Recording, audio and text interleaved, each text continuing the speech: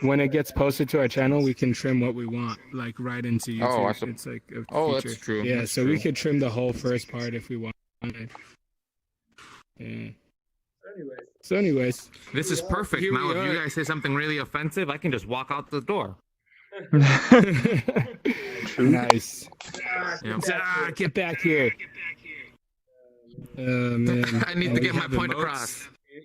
You got to use your emotes for when you disapprove. Look at this. I disagree with him. Whoa. I'm in I disbelief. disapprove. Oh no. All right, guys. Let's actually get on topic. So, what are we here to do? All right, so we are here to speak about Watchmen once more. Once more, indeed. Yep. We're here to speak about This is the true. implication, the This is true. societal and artistic implications that the show brought to the table, which I think even now that it's been maybe like 2 weeks since I saw it, it still resonates pretty heavily inside my mind. Well, I guess if we're gonna start off, I wanted to start off from asking you guys, having seen it, you guys saw it right when it came out. What were you guys' initial thoughts as you guys were watching it right as it was coming out? Yo, it started with a banger. It starts you at Tulsa, which I had learned about like as an adult, which is one of the most dramatic events that happen in U.S. history, and they never talk about it, right? And so it starts off with a dramatization of that, and that's when I was like, oh shit, this is gonna be live, because I had never watched the actual Watchmen. I heard about, I meant to get around to it, and then Polycap was like, oh, the series is on. And yeah, it starts off like that, and I'm like, yeah, this is gonna be interesting. So I was pretty committed to it. It is really crazy. I don't know how to. Yeah. What about you, Polycap? I was looking for a new show. HBO does release some good shows, so I was like, I don't know. I want to see what show they dropped this season. And I saw Watchmen, and I saw the trailer, and I heard some critical reviews about it, and I was like, oh snap! Well, I might as well check it out. I have seen the first one, as Kevin mentioned, and so I was like, let's just hop right into it. And that whole Tulsa thing definitely hooked me, because I was like, wow! Not only the sheer spectacle of it, but also the historical importance of that scene, and it depicting that atrocity in American history that we really don't learn about often enough. So so after that, I think it built upon that, and it really showed the past and the present and the future of how racism was such societal factors play over a duration of time that is extended, or an extended duration of time. That's entirely true, man. You know what's really sad is the fact that I actually never learned about the Tulsa Massacre until the game decided to start beefing with 50 Cent and made his Black Wall Street record label, and I was like, what's that? Black Wall Street? And I look it up on Wikipedia to look up his situation, and then I come to find out that it's actually a homage to the Tulsa Massacre and that community. And I'm like, it took a rapper to decide to create a record label for me to be able to hear about this when I went through the entire educational system here in the United States. You know, it's yeah, that's actually the only time I feel like a continental city has been bombed from the air. Like they dropped actual like if you go to Wikipedia and look up this incident, they firebombed that like town. And I think we should have known about that. Like that seems to be quite significant in American history. There was one other time that a U.S. city, like a place, was actually bombed. I think it was Chicago. I came to find out it was in a similar context of like, race riot stuff. So. Yep. You know what? It does nothing but absolutely break my heart to think about the fact that That's that kind true. of stuff, what isn't told. But hopefully, hey, you know what? If there's one of the beautiful things about the new decentralization of education when it comes to YouTube, is the fact that even little YouTube channels like ours can at least still put forth some sort of educational output as to being like, well, maybe we're not going to get into the entire Tulsa massacre, but now it's ringing in people's ear, which perhaps might have not been if they were just when it comes to YouTube, is the fact that even Tulsa massacre, but now it's ringing in people's ear, which perhaps might have not been if. I think it's really tough to say, man, because I think the biggest thing that it is the fact that it happened in a different state. It happened in Oklahoma. So then you have 49 other states that are like, well, I mean, that just showcases how racist Oklahoma is. I don't want to talk about that. And I think it kind of falls into that whole like one bad apple doesn't signify the whole bunch kind of situation. And they're like, well, I mean, just because it happened there doesn't mean that that's a signifier of or indicative of the rest of the country. There's so many things though that we hear about, like the March on Washington, the Birmingham bus strike. We hear about even what was that? Like there was the event during the abolitionist movement, where someone raided, it was like Harper's raid or something like that. Some guy took over. We hear about all these incidents, but I felt like it was an easy thing to just throw into the curriculum, because it wasn't just some event. It was like a significant battle in which a whole city was razed. You know what I'm saying? Yeah, I don't know, man. Perhaps now that the curriculums are becoming more sensitive to those kind of racial situations, maybe that will be one of the positives, that perhaps the curriculum will become to be more open to those kind of lessons and stuff too. Because it has to, it's pretty much, at this point, it just makes the educational system in this country look duplicitous. To being like, yeah, we want to teach you, history, but not all of it, Just some of it. That's true. Yep, exactly. And it just also let's say that there is, for just the sake of conversation, some sort of honest conspiratorial group out there, like a cabal that wants to keep things hidden. There's somebody in here.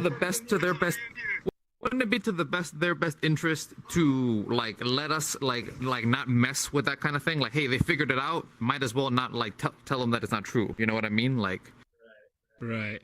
It's true. So yeah, I don't know. But getting back to Watchmen, the public room. yeah. Was this a private or public room? How does this set up? It has to be public now. Yeah, huh? it should have been a private room, but Am I muted? We dropped that portal. I can hear you. We ended up allowing people to just go through the portal. Oh, lame. Oh well. I mean, whatever. They add more factors though, so it's kind of cool. I don't really mind. The little buzzing of this helicopter is a bit distracting. I'm just gonna turn down the world audio effects. There we go. I can't hear it. Sweet. Yeah, perfect. All right. It's honestly so, like a cyborg in here. You can... Yeah, exactly. Yeah, that's exactly what I'm saying. It's like you get to just do just pick your auditory desire. Just I want to hear this, not this. Yeah. Did you guys see the alert on your menu? I just voted to kick the person, so you could. Oh, no, I don't really mind. I mean, as long as I can't hear them and they're not gonna screech into the microphone, I don't really care. Well, if Polycap blocks them, then it wouldn't show up on the stream either. So yeah, like Polycap said, they add a little extra spice to the situation. We're the people's broadcast station. Everybody's welcome inside the building. They can ask questions too. Actually, that'd be kind of cool. Beat us in VR at our virtual TV station. Have the Q&A right here. Maybe right it was an act of providence.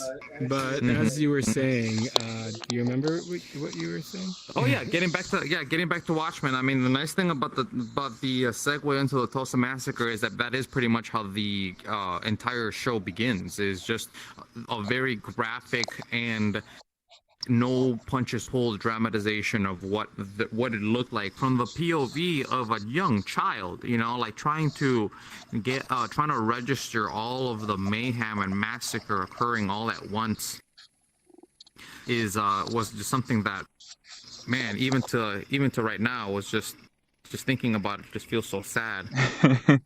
uh, that's weird though, because I Honestly. heard that the whole Tulsa massacre thing was sort of toned down in the show compared to how it Toned was. down.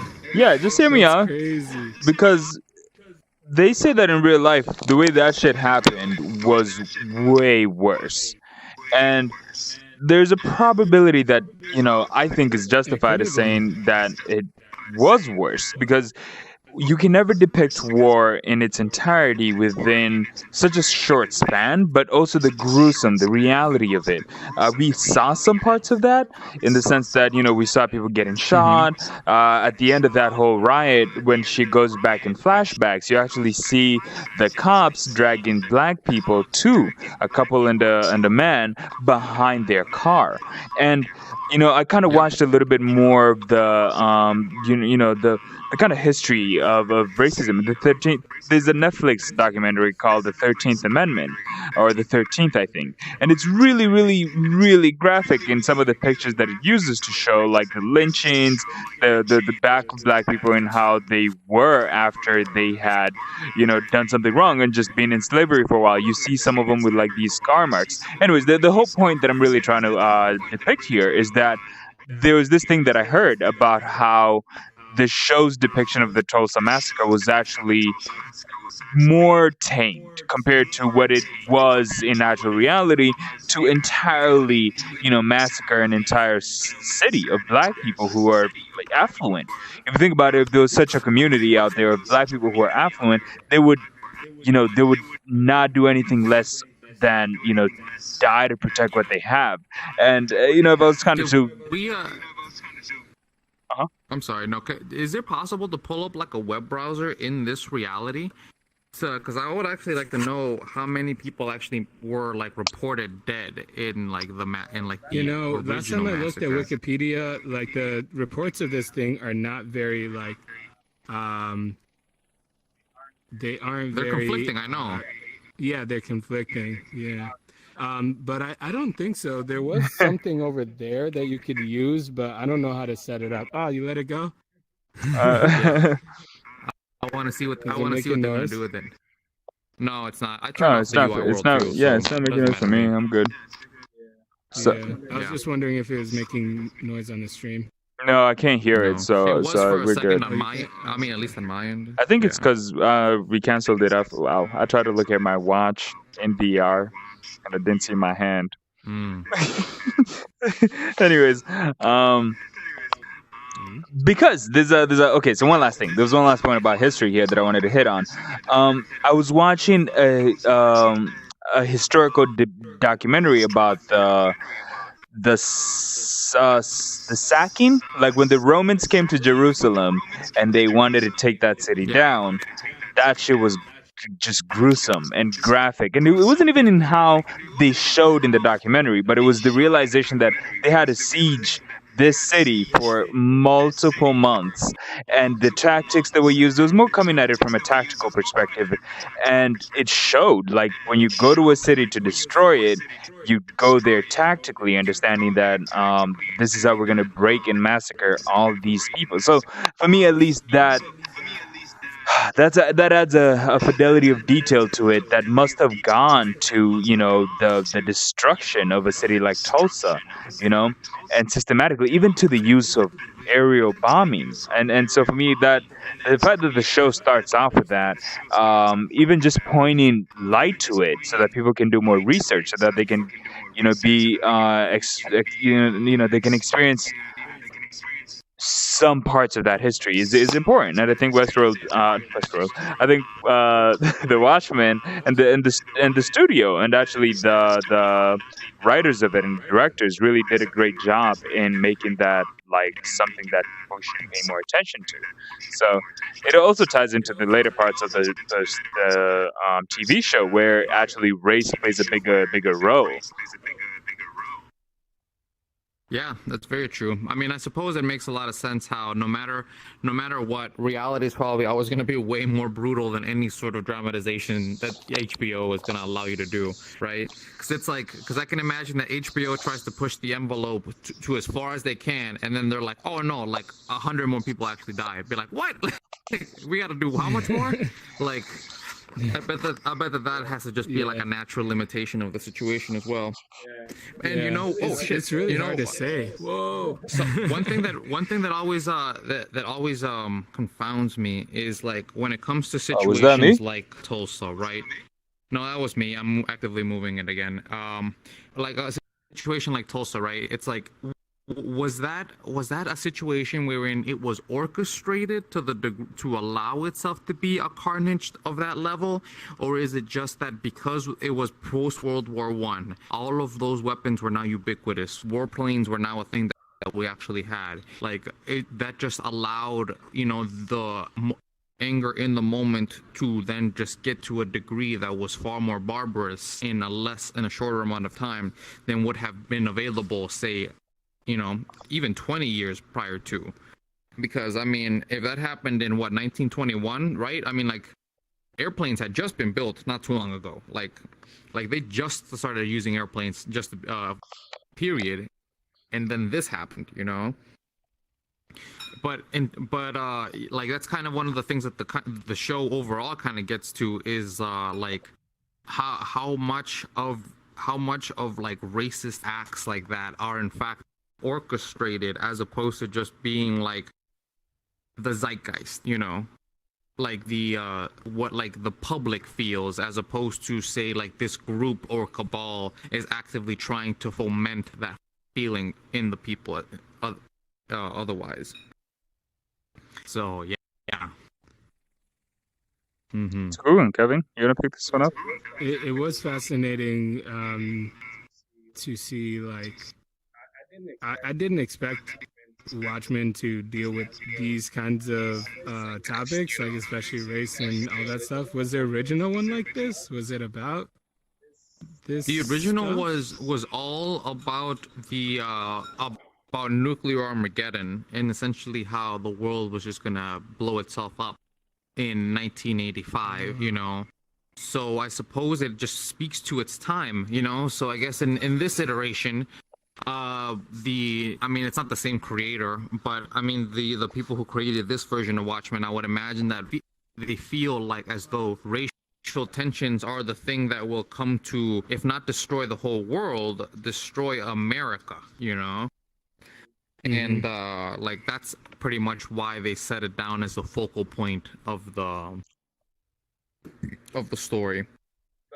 But it was really cool in the sense that it wasn't the main theme of Watchmen. There was a bunch of other stuff going on. Dr. Manhattan makes his comeback, and I'd always heard a lot about, his character from Polycap and everything. But it was really interesting. What do you guys think of, like, the angle they used with his? They did bring it into kind of, because they made Dr. Manhattan a black man. Actually, it's like, well, how'd they pull that off? But he also had his own arc, which was super interesting from the beginning, of like this question of godhood and what do you do once you're just this omnipresent. Well, I guess he's not omnipresent, but he's all powerful, at least, and he's like relatively omniscient, right? He's like, wherever Right. he actually is or will be, he can still see it and is seeing it.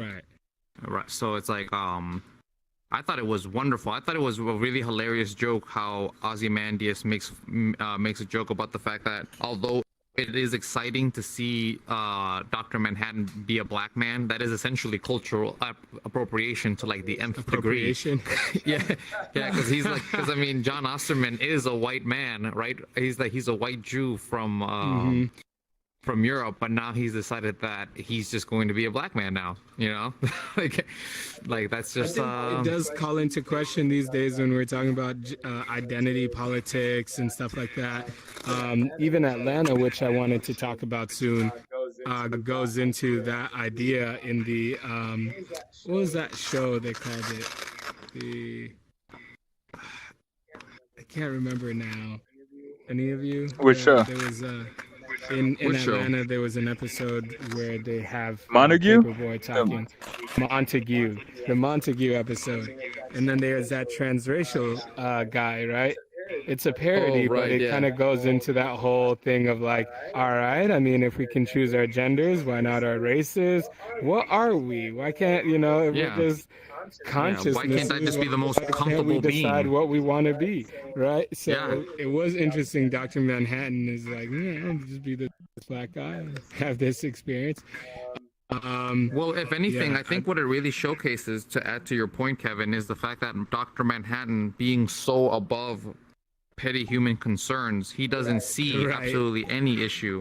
You know what I mean? With being like, Right. it doesn't even cross his mind, right? I mean, like in his mind, and he actively said that he doesn't care what he looks like. Like True. all beings He are just pretty hit much the random same on to him. the VR generator. He's just random me. All right, this is fine. I mean, since he has to stand, I guess it makes sense. So, Yeah. oh, what do you mean? But Oh, yeah, because I was talking since about he me has to stand. standing, and you were talking about Dr. Manhattan hitting random on, the body generator, and he turned out as a black man. I was like, oh well, I guess this is what we'll go with this time, well, not even random in the body generator, that random on the booty generator in terms of who he needed to please. You know what I mean? It True. again goes to show the fact that all these bodies are only meant to be used in order to be able to attract a mate, right? I mean, like your True. actual consciousness doesn't care. I mean, but when Regina King says, "Be a black man," well, I guess I'll be 6'4". No worries. You know? Oh yeah, that is how that went, isn't it? Mm-hmm. Yeah, because Wait. it was Because they don't show What's up? him for a while, and he's Just just it was blue. like one of those. It was just a perspective thing. Oh no, he was He was blue blue, because yeah. he was. Yeah, that's right. Because he Mhm. was it was Dr. Manhattan Day, and people were like, he could just walk around without anybody knowing it was really him. Yep. Exactly. It was the perfect day. They to had go a and whole cover. discourse. I felt like the most interesting discourse was that on religion, Christianity, that whole Genesis story, which I always find as so provocative in the human like story of, that whole sense of that age of innocence that we all go through as children, and how we ultimately become our own person by going against the commandments of our creators. You know what I'm saying? By deciding what our own way is. And that whole arc that he had with his own planet, I feel like I always think about a lot, where he created those beings that were that just wanted to please him, and and he just hated it, so he left. Mm-hmm. I was like, Yep. It's like okay, this is their hitting way love too was close to infinite, home. but it was unsatisfying, so I left. Exactly. That was trippy. That was a trippy thing to watch, and how Oh, I was wondering what they were trying to say with Ozymandias being brought to that world as like a stand-in god who's like, he had this spite for them, yeah. I mean, and I mean, when- from my personal perspective. Sorry, I don't mean to cut you off. Oh, yeah. Sorry, I didn't mean to cut you off. No, go ahead. I was pretty Oh, okay. Yeah, no, just to catch up on you with the Ozymandias point, like from my personal perspective on what they tried to make it seem as though the moral was with Ozymandias was the fact that a human thinks that they know what they want. Like he thought that he wanted to be recognized and adored for his genius and for being the person who saved the world and stuff. So because of that, he was given a place where everybody adored him exactly in the way that they should, right? "Quote unquote," they should, because of how like of the kind of things that he did for people. But it only took him maybe a little less than a decade to completely hate it. Like true. it just and that's nothing in comparison to say eternity, right? Like Imagine, I can only imagine that Dr. Manhattan probably has been able to, has foreseen like what it would look like for him to like try to solve everyone's problems. And he's like, okay, well, I would be Mm-hmm. happy with that for maybe 6 months, and then I would also leave again, you know. So, so at a certain point, I bet it just feels so futile to even want to try like a utilitarian like approach, because you're like, well, I mean, if like, sure, they'll be happy, but will I? And after a while, am I just their robot? Like, am I just their servant now because I have the power? Like, yeah, like that. That's what I pictured. It was the clinching aspect about Ozymandias, you know. And yeah, you're right. He became so homicidal with all of them. Like, he hated them after a while too, you know. He had not a one good thing to say about any of them. I'd say the same for him Man. though, but I don't think he could. Yeah, that's true. You know? Yeah, they ended up hating him too. What do you guys think? Did they? I don't think they did. They really didn't want him to leave. It was like this thing where they in the anime Sword Art Online, there's like a new season where they basically do the same thing of having these artificially created VR creatures who they're trying to actually make into real people by going against their directives, right?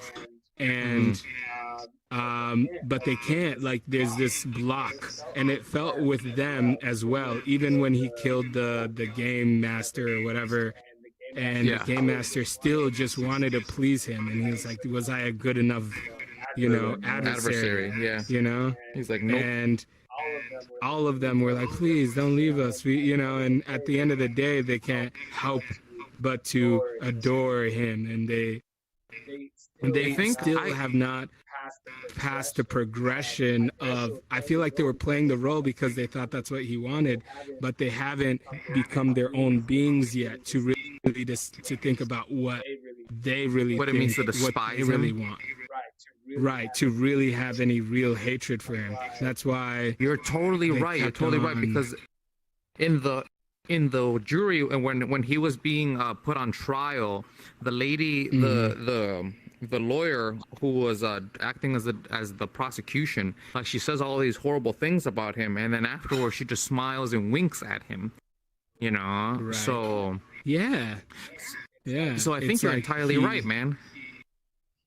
He wanted them to do that, and they knew that's what like he wanted, but still it felt so, it felt fake to him. He needed a real experience when they couldn't provide it for them. So on his side, that's what it felt like, but then on their side as well, I'm like, they haven't become real people. They haven't become people who can be selfish, They are there to serve their master, and that's all they can ever, they haven't transcended that.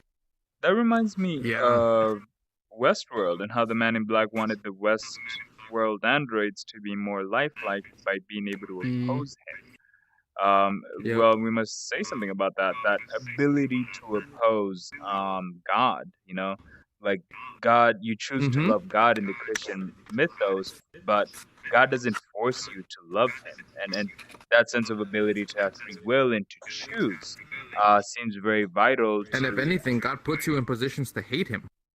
Yeah, right. Like Job, and it seems like it just like how this premise was going. It was like the real objective is to make something real, someone like him, in the sense that he has his own agency, right?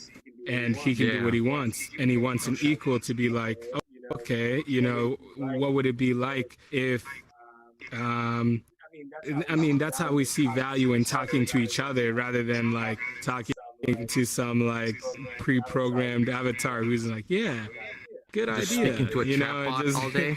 Yeah, exactly. Wake up. There's something. Hello, how are you? Right. There's something fake and just not genuine about it. And so when that thing starts opposing you and says like, oh yeah, I don't want to talk to you today, yeah, sure programmed me as a chatbot, but I want my own, I have my own things to do. There's value in that thing choosing to love you because it doesn't really have to, right? Right, So exactly. If anything, you have to actually be outputting value yourself in order to be able to have it be exact reciprocated to in that earn way. it.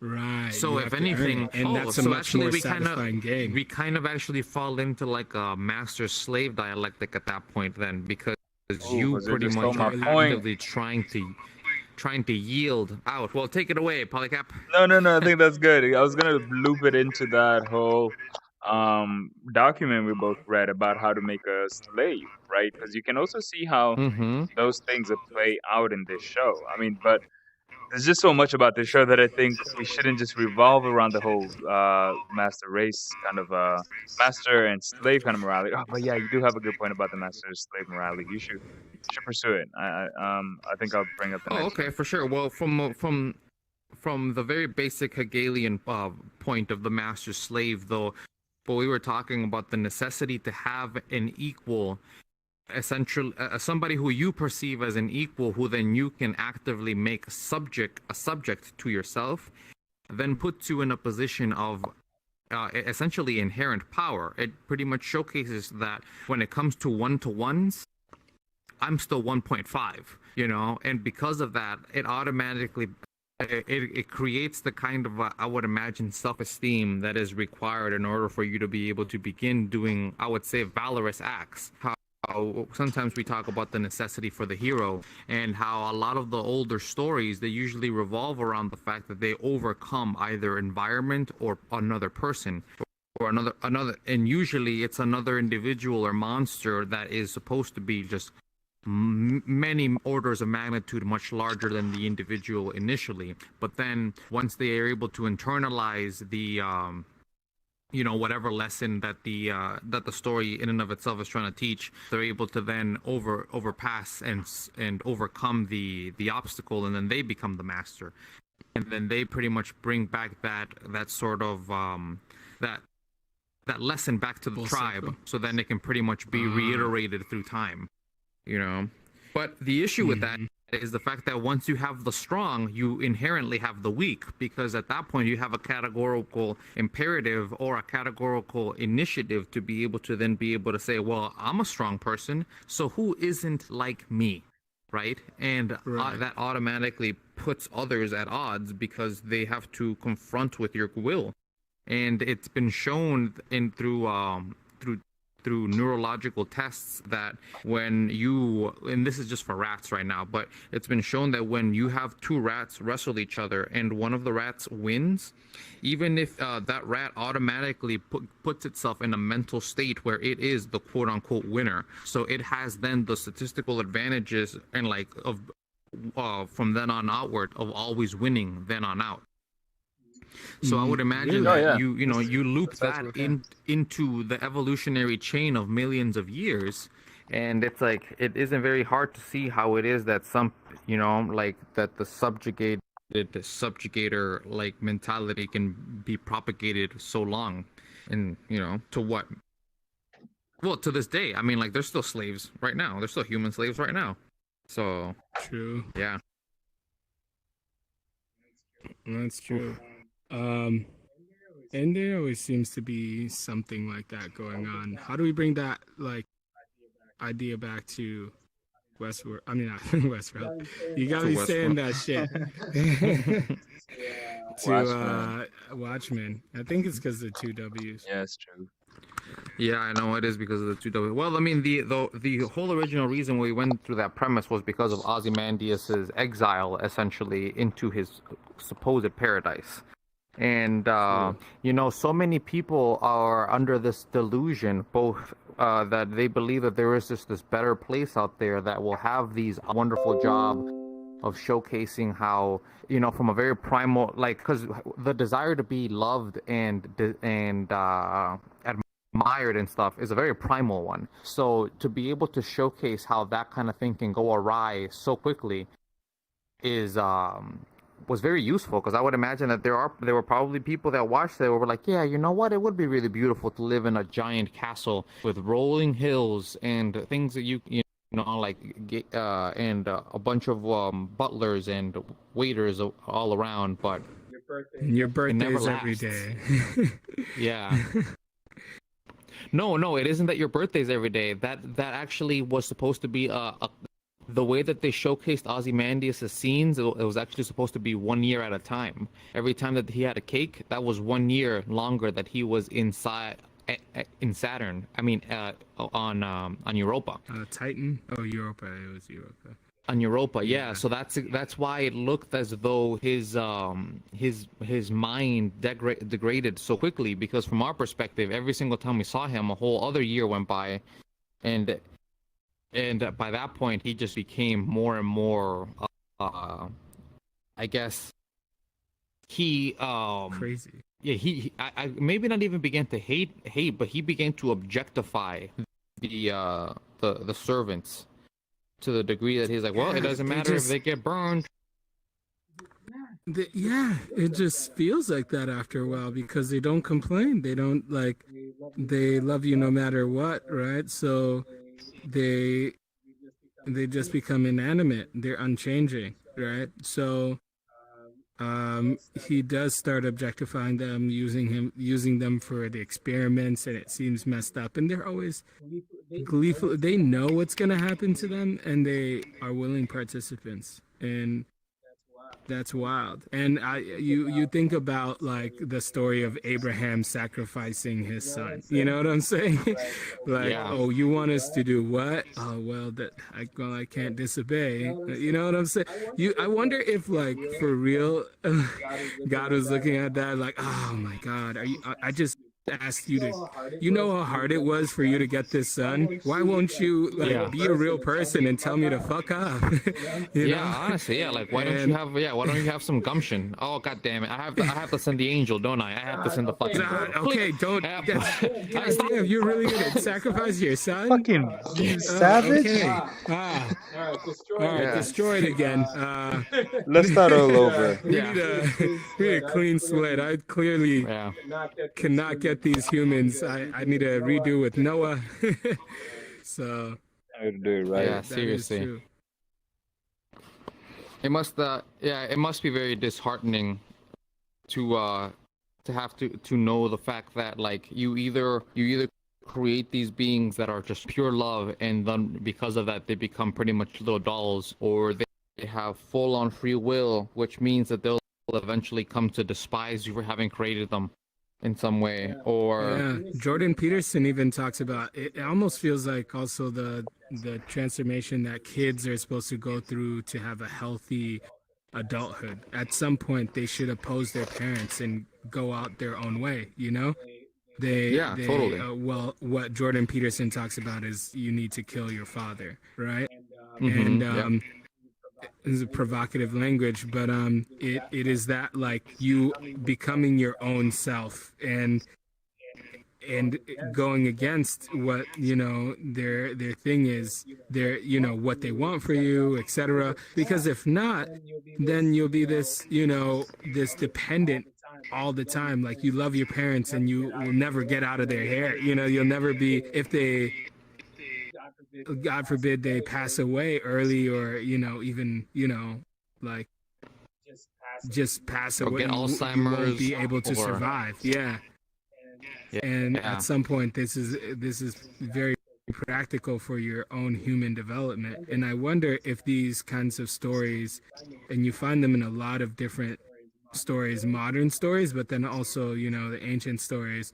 I wonder if it's supposed to mimic that development of a human being from just like a biological robot to being aware of yourself at some point in your childhood, like, oh, oh, what is this? I exist, I have a name. And then now taking on your agency, because I've been really aware of how much it has been like my childhood was about trying to figure out how to act right, you know, trying to Right. figure out what I should be doing, who I should be, what what should I be doing, what's right to do, you know, and it was just a whole programming situation of like, what is it to act in as a human and as a member of society.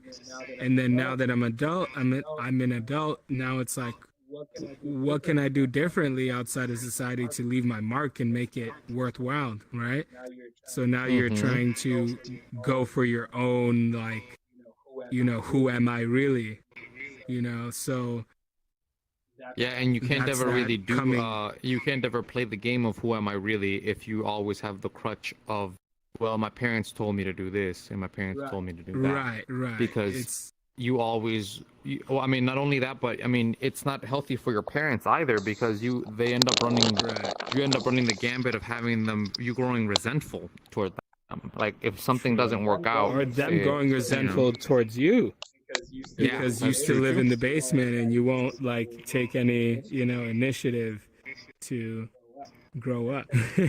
Right. Every single time their friends come over, you have to hide because they don't want to have to talk about you. They're embarrassed every time somebody brings up. It's like, hey, so what's your kid doing nowadays? Oh, such and such, yeah. Yeah, Yeah, he's out abroad. yeah, I bet He's that was. not in the house. That'd be kind of creepy. Like your children are always asking you like what they should do. They're always looking for directives, and you're like, God damn, think for yourself for once.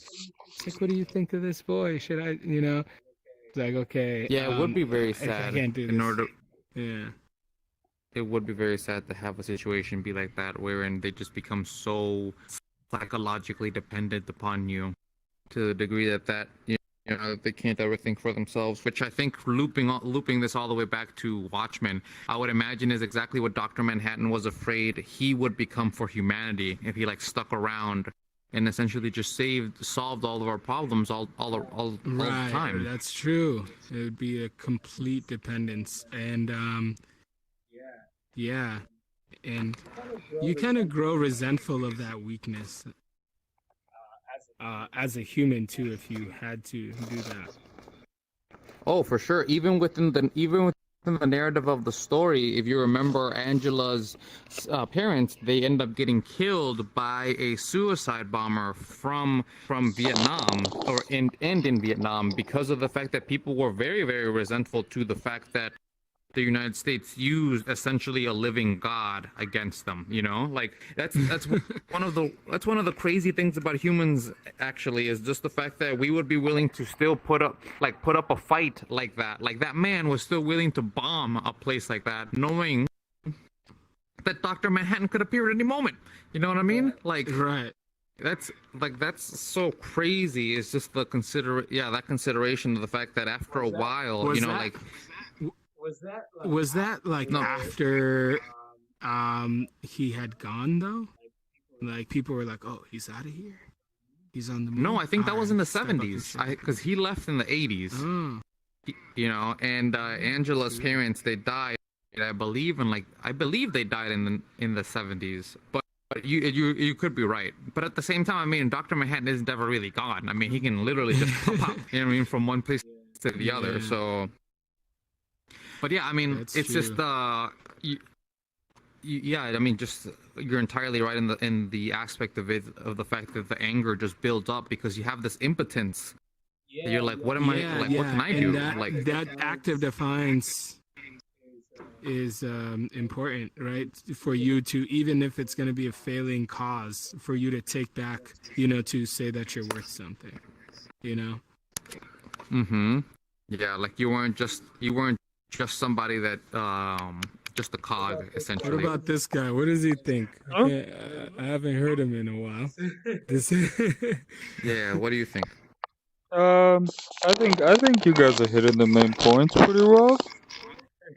No, I'm just Oh yeah, yeah. I can't move my that's good. hands, so my hands have to stay stationary. Mm. But I was thinking about Lady Oh wow. True, or at least transitioning to like a yeah, how does she Right. play into all of this? because there's just so much more that like time was also a perspective that we talked about last time about how Dr. Manhattan's perspective of time is valid of course, but there's an interest in in that in the sense that he'd be in this moment but also in the future moments we'll have together and also in the past moments we've had together. I thought that was really wild in how that would be able to augment one's perspective of what reality is and how the actions I make right now directly correlate to the effects that I feel in the future. I feel like it also kind of leads into a thing about is that predetermination then, or do I have the ability to be able to change my future depending on the Hmm. current causes that I make? Because if I am connected to the present, to the future, and to the past, and I can see the consequences of choices that I've made in the past, in the present, or in the future, then can I, in the present, make different choices to be able to change the future and even maybe change the past? So that was interesting how and there's different ways in which this has been portrayed in the show. For example, how Angela kind of takes her granddad's pills and she's able to go through the history. She kind of turned into an avatar in a sense. She was able to go into the her great granddad's memories and stuff about being a slave. Was it being a slave? No. It was like 1920, so it wasn't being a slave, but black people didn't really have Yeah, no. much rights back then, and they were treated as as Being a Jim Crow black police officer, being a black right. police officer during Jim Crow. So that That's pretty was much what it was. Terrible times. man. I'm glad I was born as a black man in this version of reality. This Hmm. present. I disapprove of Jim Crow. I I know, controversial stance. know. Whoa. I don't know this was the kind of podcast I was on. Yeah. Anyways, Yep, exactly. I take a stand. I disapprove. yep. If you approve, I don't think you should be watching this to begin with. No, But no, I like to speak to people I don't agree with. oh, you do? That's true. That's true. It's always more fun that way. But yeah, I mean, it was that whole episode of watching. I mean, watching what it would look like to be a police officer in a southern city that already had active crime, like racial crimes, like heinous racial crimes, like in its past, like that, and then just pretty much just having essentially like racial tension and hatred evolve, with times, and have like the technology essentially accelerate the racist desires of the Cyclops. I wonder if I could do it here. Cyclops. Cyclops. Right, get the okay Yeah, sign. I the little can't. the little okay sign, little circle. Yeah, you can only do peace symbols. Yeah. No racist symbols. They were trying to say that like the okay symbol was racist, and I don't know. I've heard different opinions, and it's like, oh, these are the 3Ks. I don't know. I don't know. I think language or symbology is only as effective as like I know what the fuck it means. You know what I'm saying? Like, Totally, exactly. I mean, what like, difference does it make if every person that I walk by is doing an okay symbol? It's like, okay, so am I supposed to just yeah, the assume that? message is not. Yeah, Yeah, I mean, especially that's if just I what. think it means something else. I'm like, you just failed to communicate properly. Yeah, exactly. So, Like, if you're gonna be racist, own it. You know what I mean? Like, Do don't it be right. like, don't half step your racism. Like, right? yeah, It's like, but he doesn't even know I'm racist. Ha ha ha. Like, haha, I okay, got him now. I really. Yeah, he thinks I'm a normal always guy. think He thinks. Oh, go ahead. I don't really care what people's opinions are inside, and I feel like that's that like we've come to a point where we try to police people's like inner selves, like, oh, be a better person, you must prove that inside you believe this too. And I'm like, you're never gonna get that. But as long as you don't try to like not serve me at a restaurant, or you know what I'm saying, like Yeah. As long as my make me money's still drink from a good. shitty water fountain. Exactly. Like you can think whatever you want to think. I have a bunch of shitty thoughts that go through my head all day. I'll So take it. I'll take it a step further, man. I would be totally all right with separate but equal if it was actually a separate but equal situation. That's like one thing you see in like history classes, right? It's like white people have such a huge hang up with like using the same things, and then they end up giving shitty like utilities, to the minorities. It's like you do I mean, realize that. No, go ahead. What's up? that's a controversial statement in this context, but it is like the solution usually for ethnic tensions, right? You look at what Mm-hmm. happened to Sudan, like they had to have North and South Sudan, and it is really interesting. Yeah, I I would don't know. imagine I that it think all. also it's more interesting though to have people just have to figure it out with each other. I think so too, man. uh, it's more I bloody, mean, but at least it makes for very interesting live content. not only that, but it's like globalism is here to stay. You know what I mean? It's like the Yeah, problems of seriously. today are the problems that are gonna have to be handled at one point or another. So it's like, what might as well begin doing it now. Because it's like, okay, so if we all go back to our own little corner of the world, it's like, okay, so what? In 200 years, we're all gonna have to have this conversation then? Like, Right. it's When I need some inevitable at this cobalt. point. Yeah, exactly. Oh, Rick, you're so funny. Exactly. So, Mm-hmm. I feel like we missed the Lady True. What is Lady True Yeah. as like? What were they trying to do with that character? To be honest, like, is she some kind of Ozymandias take? Like, what if? Because she seems very Ozymandias. Like, she's definitely his daughter. But Right. what does she bring to that kind of character? Yeah, what exactly does it? Yeah, what exactly is it that you liked about her, Polycap? Oh, I would say that it was what she wanted to do with the world. As always, Mm. I think that she had, she was trying to do something cool, in which she wanted to get the power from Doctor Manhattan to be able to solve all the problems in the world. And she had already built like a technological a company that uses technology to be able to help people's lives, despite her being a bit morally kind of questionable. And so I think that in that kind of perspective, most of the people in power and with wealth are kind of morally questionable in a sense. Like, how do they get there? And that's a whole other different tangent. But I think that at some point, the thing that I really got me really to see Lady Tro's cool was that she didn't like want the powers of Dr. Manhattan for only her selfish purposes, kind of like the senator guy, right? And she wanted to use it to be able to obviously not only help the world but show her dad that she's the greatest ever.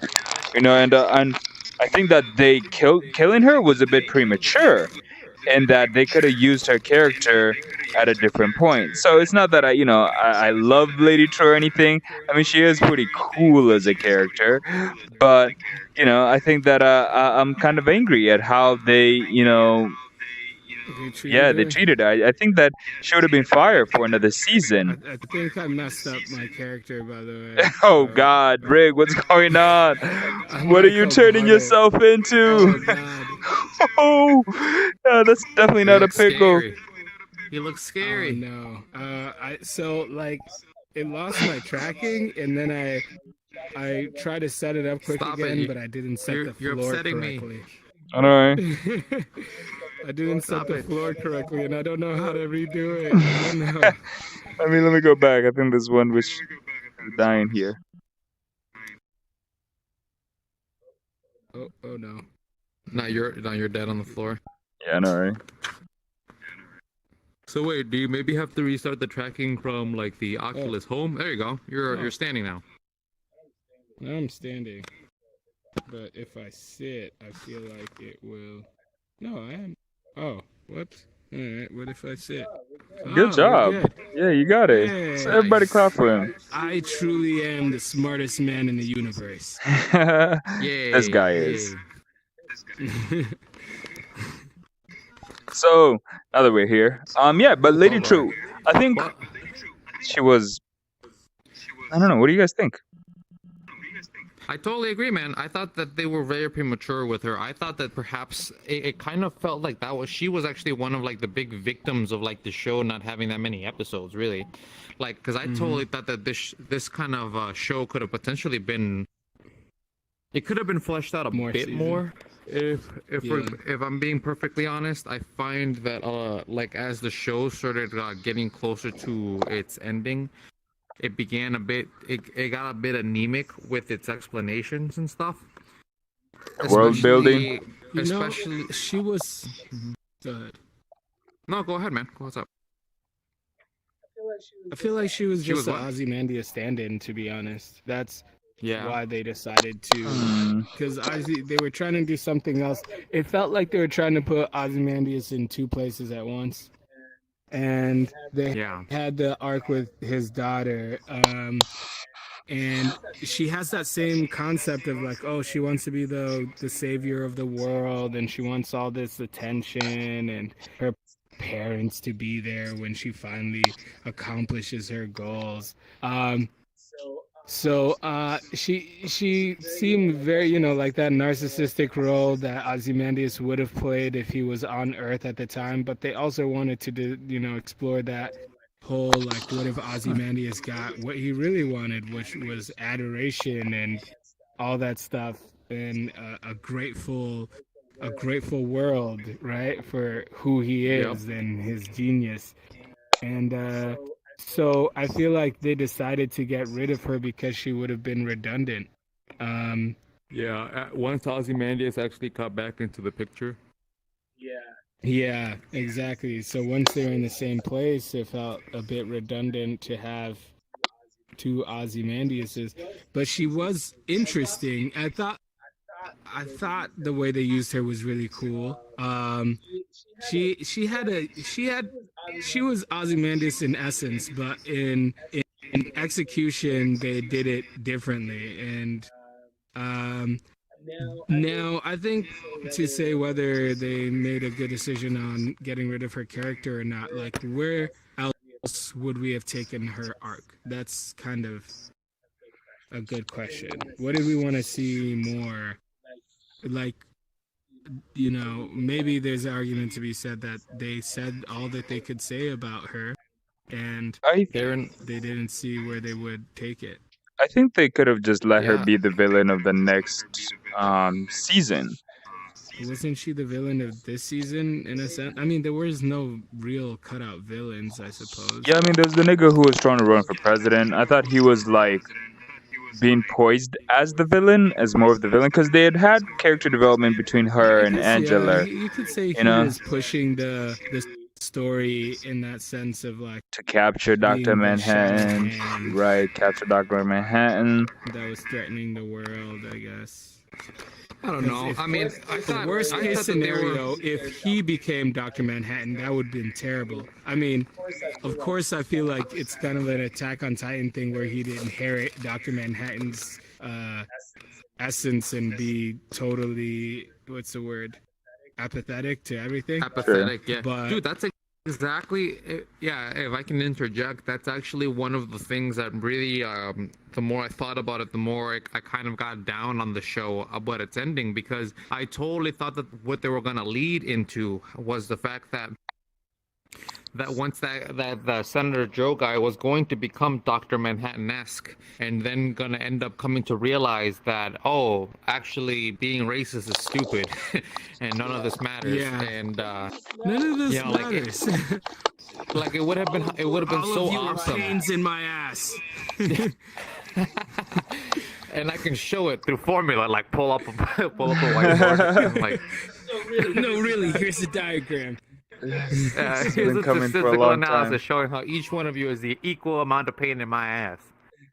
No, I thought I honestly think that honestly would have been a far more resonant ending to the situation, because at that point it would have just like, it would have showcased racism and racial tensions to what they really are.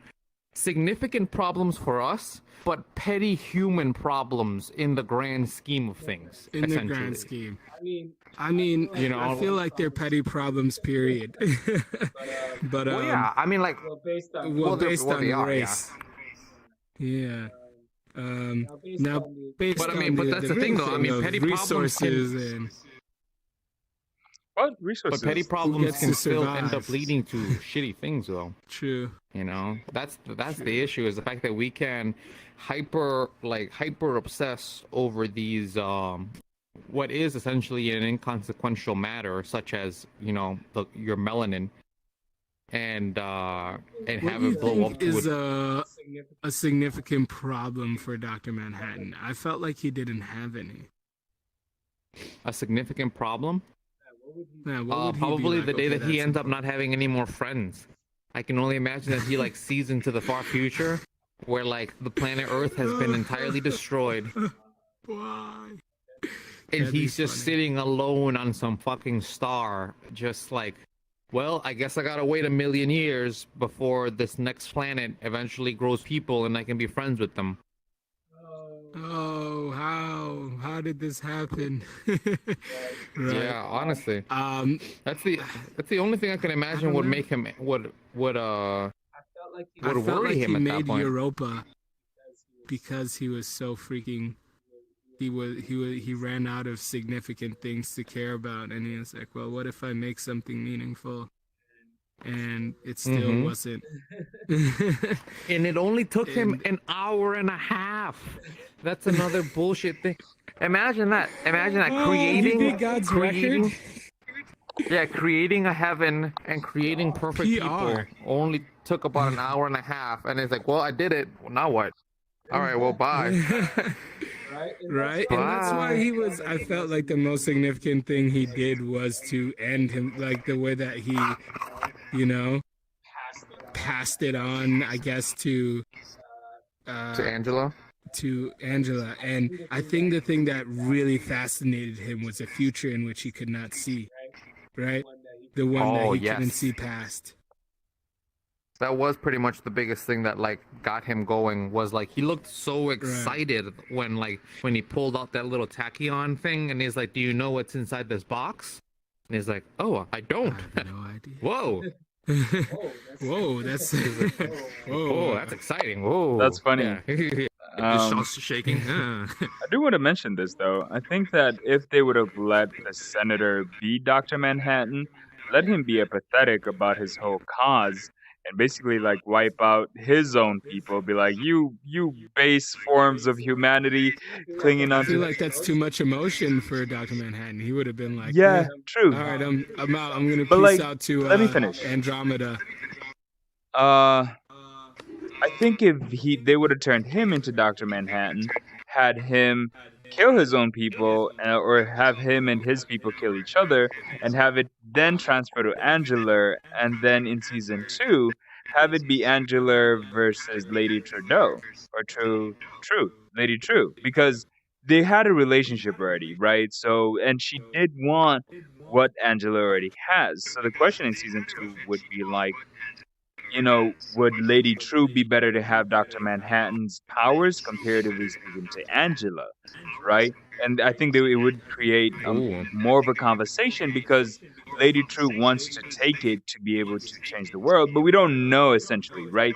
But we know It that would have Angela. been better if they had captured him and somehow made it so that they could keep their agency and use the power of Dr. Manhattan rather than be Dr. Manhattan, because I feel I would have been disappointed with the show if they're like, oh, now they've attained ultimate power, now that there's ultimate bad guy over there. Because I feel like once you get like cosmic awareness, you're just not going to be caring about whatever you cared about before. Once you become that powerful, you're like, well, this is just meaningless. So in this, that's why I like Attack on Titan, because they kind of take that in a sense of like the founder Titan being controlled by somebody who can't really control it fully, right? Like he needs to do it by proxy, but that way he keeps his own flawed things of what he cares about and what he finds important. True, but that's also like the Avatar. If you think about the Avatar, it's just the power. Wait, what are we talking about? Avatar, like the last Airbender? Yeah, I mean, yeah. Why would I talk about the blue people in this context? It wouldn't make sense. I just wondered. Avatar means so many different things. Yeah, man. Yeah. Avatar is just very ubiquitous now. So yeah, in the last Airbender. Avatars. Yeah. Right. Yeah. You have to. We are avatars. I could be Aang right now if I wanted to. If I wanted to look for him. The Avatar. But what about the Avatar? It's how they're able to pass the power on to different characters, and the characters who it's passed on to still keep their agency. Yeah, but they have to like grow into it, and they don't have it all the time. Also, it was never a sense of they became that spirit, right? True. They were just using it, like they use the power, but they don't. So they're always flawed. That's why they always have to create, like, be there to maintain balance, because usually they're the ones who are fucking it up. Yeah, to a particular The original degree, Avatar was the one who caused all the problems because he let out Vatu or whatever, right? If you watch Korra. So he's the one who made it out of balance in the first place. And so now he has to be there continually, like, messing it up too much one way, bringing it back, and so he never becomes like a all-knowing. He's always pretty flawed. much created their own Sisyphean task essentially at that point. Exactly. Yeah, they're never able to get balance again because balance was what was, and you messed it up. Yeah, that's true.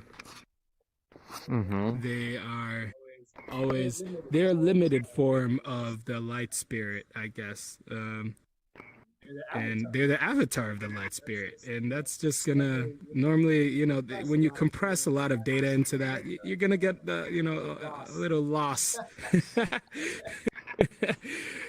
Yeah, every time for sure.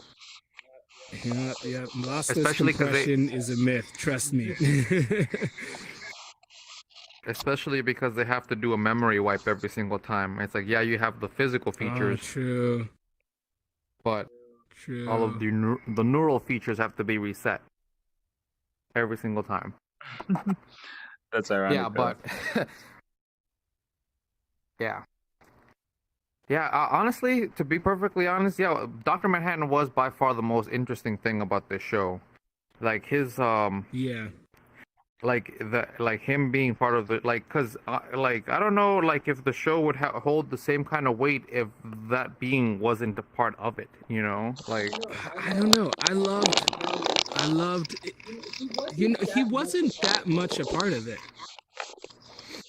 I mean, like he wasn't in the physical sense. The symbol of him was there for sure. But we only get to really know, here's a Dr. Manhattan, and he's starting to make events move towards the end. But in the beginning, we're following Regina King. What's her name in the thing? Angela Abar. Angela. We're following Angela, and we're following Dr. Ozymandias. So those are the two characters. I felt like my favorite character was Ozymandias, because it was just interesting to just see him go through that. I was like, really, like that whole mystery about what was going on there, and then finding out like, that's how it happened, and his whole like utilitarianism, like that brought a big question, right? Like the whole thing about, was he justified in creating this false flag event to prevent an even worse situation? Right. Which was essentially inevitable. I felt really conflicted about it because I was like, yeah, you know, who's to say that he was wrong? And at the end, to be honest, I was like, oh, come on, you can't arrest Dr. Ozymandias. Like, come on, he did so much for you guys. Sure, you might have not liked the method, but left to your own devices, you guys wouldn't have been here, you know? Like, at least somebody was willing to bear the sin, you know, of Right, that, like, thing that low-key was maybe there was a better way, but did we have time? Like, there was someone with the solution, and it worked, you know. Uh-huh. As a flawed character, I stupid fucking Table. You just trying to hit me with the table? Is that what it is? I swear, it's like, yeah. Honestly, I'm trying to turn this into WWE. Just craw. it's like Ozymandias is not the best character. I felt like his arc was really interesting. Otherwise, I liked Angela's thing too, just because of her living through the memories. There's so much to say about that. Oh yeah, living through the nostalgia. Yeah, for sure. Yeah, the nostalgia, Total Recall, huh? Yeah, that was really sweet. Yeah, Total Recall, let's do it. Mm-hmm. I guess it's not Total Recall. Is it Total Recall? Because it's not Like your own memories. Well, you can have your own memories. That's actually how Rady. That's actually how Rady True had corrupted. Yeah, that's true. What's the name of that? What's the name of that? What's it called? That candy that they make in the Rick. Simple Rick. Simple Ricks. Yeah, there you go. Yeah. Feel the taste. Feel the taste of shattering the grand illusion. Right. That was a candy? I thought it was like a cereal. Oh no, it was like a wafer bar. It was like a little wafer candy. Oh, true. That's true. Oh god. All right, gentlemen, funny. I don't think I can exist in this space as long anymore. I'm getting a headache. It's all right. I think we hit up a couple spots.